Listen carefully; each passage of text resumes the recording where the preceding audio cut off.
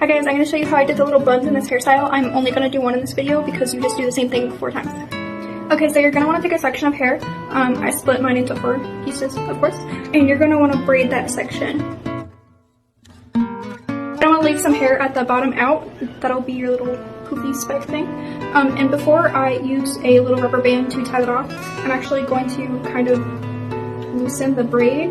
So I'm kind of just squishing it and flattening it out. You're going to want to go ahead and flatten your braid even more. This will just give your bun more volume. After I have this braid, I'm going to just kind of loop it around.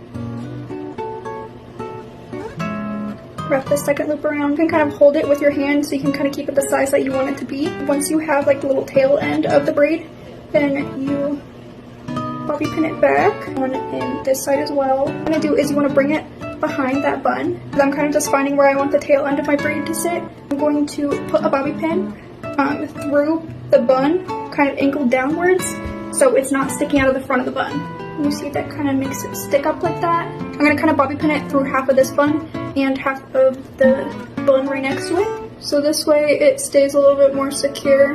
You can kind of play around with how you want these to lay. After you're happy with how your little spikes look, you're going to want to hairstyle the crap out of your hair. Yeah, I hope you like this tutorial and I hope it's helpful.